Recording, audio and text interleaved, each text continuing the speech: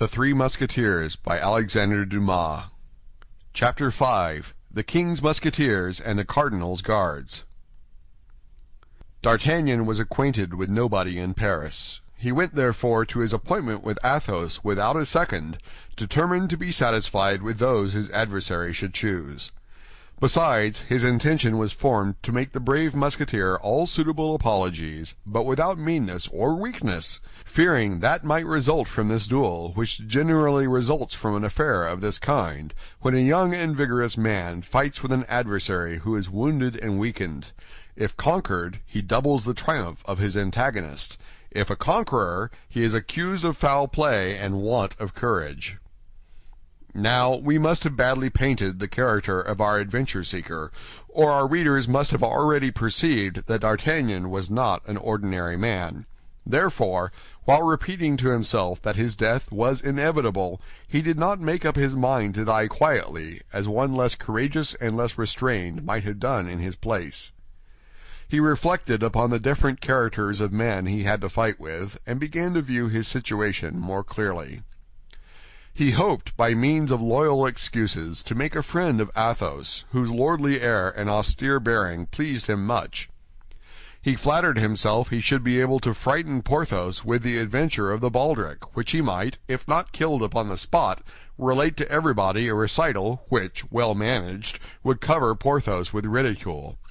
As to the astute Aramis, he did not entertain much dread of him, and supposing he should be able to get so far, he determined to dispatch him in good style, or at least by hitting him in the face, as Caesar recommended his soldiers do to those of Pompey, to damage forever the beauty of which he was so proud. In addition to this, D'Artagnan possessed that invincible stock of resolution which the counsels of his father had implanted in his heart. Endure nothing from anyone but the king, the cardinal, and Monsieur de Tréville. He flew, then, rather than walked, toward the convent of the Carmes Déchaussés, or rather Deschaux, as it was called at that period, a sort of building without a window, surrounded by barren fields, an accessory to the Proclic, and which was generally employed as a place for the duels of men who had no time to lose. When D'Artagnan arrived in sight of the bare spot of ground which extended along the foot of the monastery, Athos had been waiting about 5 minutes, and 12 o'clock was striking. He was, then, as punctual as the Samaritan woman, and the most rigorous casuist with regard to duels could have nothing to say.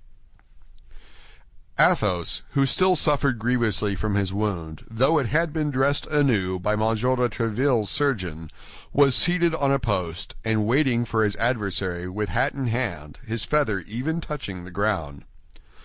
"Monsieur," said Athos, "I have engaged 2 of my friends as seconds, but these 2 friends are not yet come, at which I am astonished, as it is not at all their custom."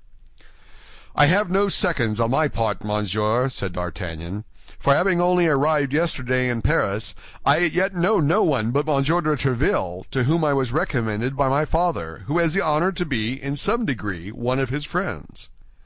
Athos reflected for an instant. "You know no one but Monsieur de Tréville?" he asked. "Yes, monsieur, I know only him." "Well, but then," continued Athos, speaking half to himself, "if I kill you, I shall have the air of a boy-slayer." "Not too much so," replied D'Artagnan, with a bow that was not deficient in dignity, "since you do me the honor to draw a sword with me while suffering from a wound which is very inconvenient." "Very inconvenient, upon my word, and you hurt me devilishly, I can tell you. But I will take the left hand. It is my custom in such circumstances. Do not fancy that I do you a favor. I use either hand easily. And it will be even a disadvantage to you. A left-handed man is very troublesome to people who are not prepared for it. I regret I did not inform you sooner of this circumstance." "You have truly, monsieur," said D'Artagnan, bowing again, "a courtesy for which, I assure you, I am very grateful." "You confuse me," replied Athos with his gentlemanly air. "Let us talk of something else, if you please. Ah, s'blood, how you have hurt me! My shoulder quite burns." "If you would permit me," said D'Artagnan with timidity. "What, monsieur?" I have a miraculous balsam for wounds, a balsam given to me by my mother, and of which I have made a trial upon myself." "Well?" "Well, I am sure that in less than 3 days this balsam would cure you. And at the end of 3 days, when you would be cured, well, sir, it would still do me a great honor to be your man." D'Artagnan spoke these words with a simplicity that did honor to his courtesy, without throwing the least doubt upon his courage. "Pardieu, monsieur," said Athos, "that's a proposition that pleases me. Not that I can accept it, but a league off it savors of the gentleman." Thus spoke and acted the gallant knights of the time of Charlemagne, in whom every cavalier ought to seek his model. Unfortunately, we do not live in the times of the great emperor, we live in the times of the cardinal. And 3 days hence, however well the secret might be guarded, it would be known, I say, that we were to fight, and our combat would be prevented. I think these fellows will never come." "If you are in haste, monsieur," said D'Artagnan, with the same simplicity with which a moment before he had proposed to him to put off the duel for 3 days, "and if it be your will to dispatch me at once, do not inconvenience yourself, I pray you." "There is another word which pleases me," cried Athos, with a gracious nod to D'Artagnan. "That did not come from a man without heart. Monsieur, I love men of your kidney, and I foresee plainly that, if we don't kill each other, I shall hereafter have much pleasure in your conversation. We will wait for these gentlemen, so please you. I have plenty of time, and it will be more correct. Ah, here is one of them, I believe." In fact, at the end of the Rue Vaugirard, the gigantic Porthos appeared. "What!" cried D'Artagnan, "is your first witness Monsieur Porthos?" "Yes. That disturbs you?" "By no means. And here is the second." D'Artagnan turned in the direction pointed to by Athos, and perceived Aramis. "What!" cried he, in an accent of greater astonishment than before, "your second witness is Monsieur Aramis?" "Doubtless. Are you not aware that we are never seen one without the others, and that we are called among the Musketeers and the Guards, at court and in the city, Athos, Porthos, and Aramis, or the Three Inseparables? And yet, as you come from "From Tarbes," said D'Artagnan. "It is probable you are ignorant of this little fact," said Athos. "My faith," replied D'Artagnan, "you are well named, gentlemen, and my adventure, if it should make any noise, will prove at least that your union is not founded upon contrasts." In the meantime, Porthos had come up, waved his hand to Athos, and then turning toward D'Artagnan, stood quite astonished. Let us say in passing that he had changed his baldric and relinquished his cloak. "Ah, said he, "what does this mean?" "This is the gentleman I am going to fight with," said Athos, pointing to D'Artagnan with his hand and saluting him with the same gesture. "Why, it was with him I am also going to fight," said Porthos. "But not before 1 o'clock," replied D'Artagnan. "And I also am to fight with this gentleman," said Aramis, coming in his turn onto the place. "But not until 2 o'clock," said D'Artagnan with the same calmness. "But what are you going to fight about, Athos?" asked Aramis. "Faith, I don't very well know. He hurt my shoulder, and you, Porthos?" "Faith, I'm going to fight because I'm going to fight," answered Porthos, reddening. Athos, whose keen eye lost nothing, perceived a faintly sly smile pass over the lips of the young Gascon as he replied, "We had a short discussion upon dress." "And you, Aramis?" asked Athos. "Oh, ours is a theological quarrel," replied Aramis, making a sign to D'Artagnan to keep secret the cause of their duel. Athos indeed saw a second smile upon the lips of D'Artagnan. "Indeed," said Athos. "Yes, a passage of St. Augustine, upon which we could not agree," said the Gascon. "Decidedly, this is a clever fellow," murmured Athos. "And now you are assembled, gentlemen," said D'Artagnan, "permit me to offer you my apologies." At this word, apologies, a cloud passed over the brow of Athos, a haughty smile curled the lip of Porthos, and a negative sign was the reply of Aramis. "You do not understand me, gentlemen," said D'Artagnan, throwing up his head, the sharp and bold lines of which were at the moment gilded by a bright ray of the sun. "I ask to be excused in case I should not be able to discharge my debt to all three. For Monsieur Athos has the right to kill me first, which must much diminish the face value of your bill, Monsieur Porthos, and render yours almost null, Monsieur Aramis. And now, gentlemen, I repeat, excuse me, but on that account only, and En garde!" At these words, with the most gallant air possible, D'Artagnan drew his sword. The blood had mounted to the head of D'Artagnan, and at that moment he would have drawn his sword against all the Musketeers in the kingdom as willingly as he now did against Athos, Porthos, and Aramis. It was 1/4 midday. The sun was in its zenith, and the spot chosen for the scene of the duel was exposed to its full ardor. "It is very hot," said Athos, drawing his sword in its turn, "and yet I cannot take off my doublet, for I just now felt my wound begin to bleed again, and I should not like to annoy Monsieur with a sight of blood which he has not drawn from me himself." "That is true, Monsieur," replied D'Artagnan, "and whether drawn by myself or another, I assure you I shall always view with regret the blood of so brave a gentleman. I will therefore fight in my doublet like yourself." "Come, come, enough of such compliments," cried Porthos. "Remember, we are waiting for our turns." "Speak for yourself when you are inclined to utter such incongruities," interrupted Aramis. "For my part, I think what they say is very well said, and quite worthy of two gentlemen." "When you please, monsieur," said Athos, putting himself on guard. "I waited your orders," said D'Artagnan, crossing swords.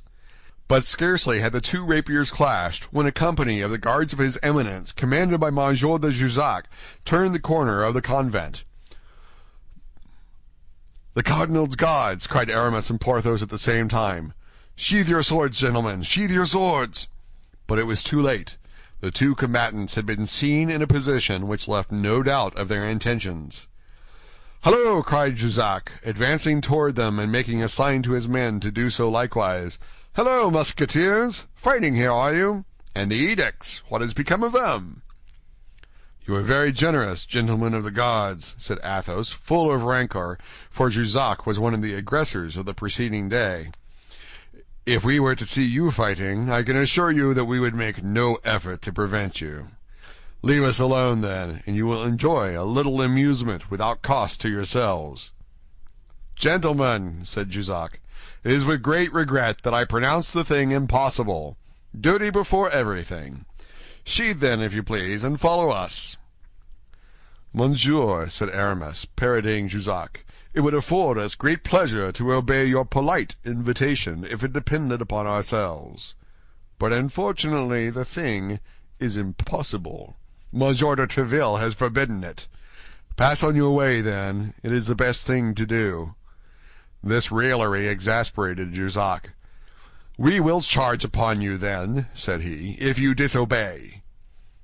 "There are 5 of them," said Athos, half aloud, "and we are but 3. We shall be beaten again, and must die on the spot, for on my part I declare I will never appear again before the captain as a conquered man."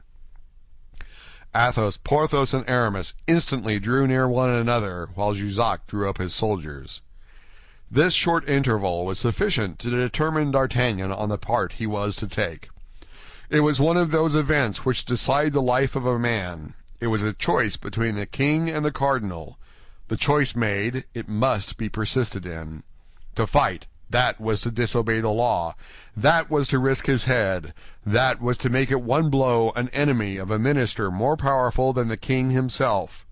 All this young man perceived, and yet, to his praise we speak it, he did not hesitate a second. Turning toward Athos and his friends, "Gentlemen," said he, "allow me to correct your words, if you please.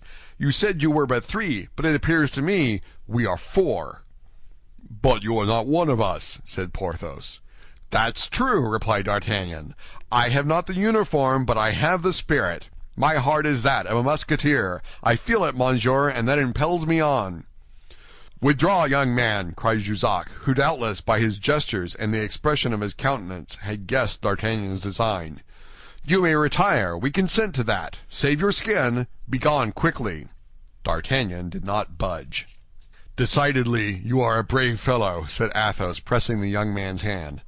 "Come, come, choose your part," replied Jussac.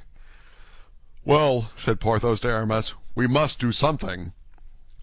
"Monsieur is full of generosity," said Athos. But all 3 reflected upon the youth of D'Artagnan and dreaded his inexperience.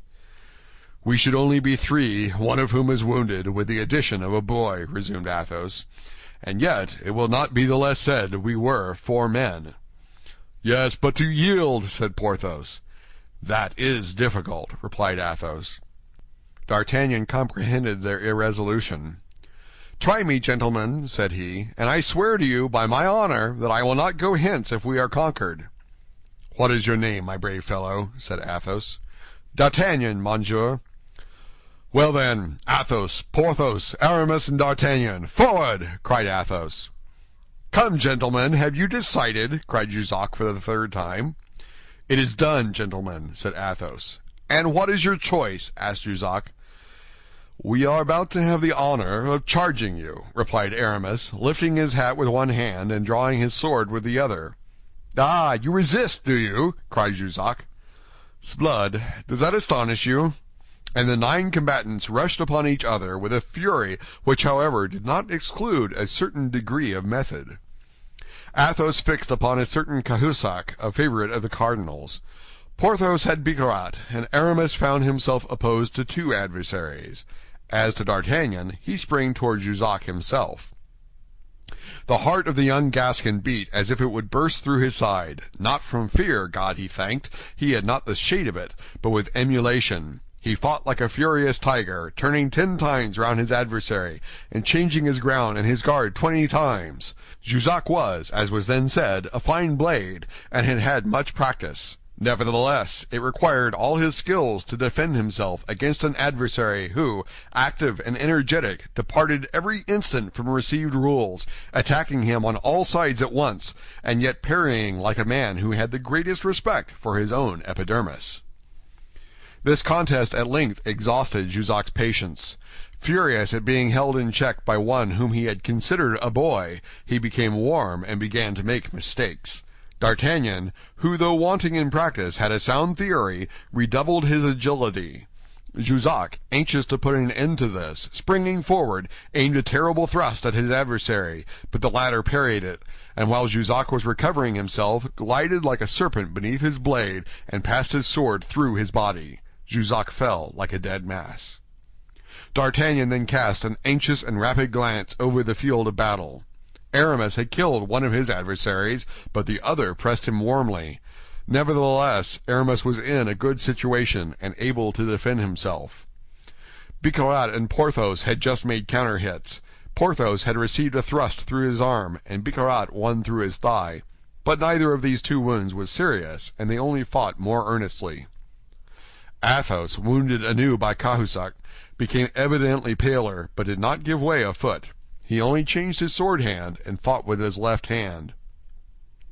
According to the laws of dueling at that period, D'Artagnan was at liberty to assist whom he pleased.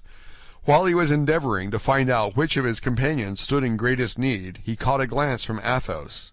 The glance was of sublime eloquence. Athos would have died rather than appeal for help, but he could look, and with that look ask assistance. D'Artagnan interpreted it. With a terrible bound he sprang to the side of Cahusac, crying, "To me, Monsieur Guardsman, I will slay you!" Cahusac turned. It was time, for Athos, whose great courage alone supported him, sank upon his knee. "S'blood," cried he to D'Artagnan, "do not kill him, young man, I beg of you. I have an old affair to settle with him when I am cured and sound again. Disarm him only, make sure of his sword. That's it, very well done."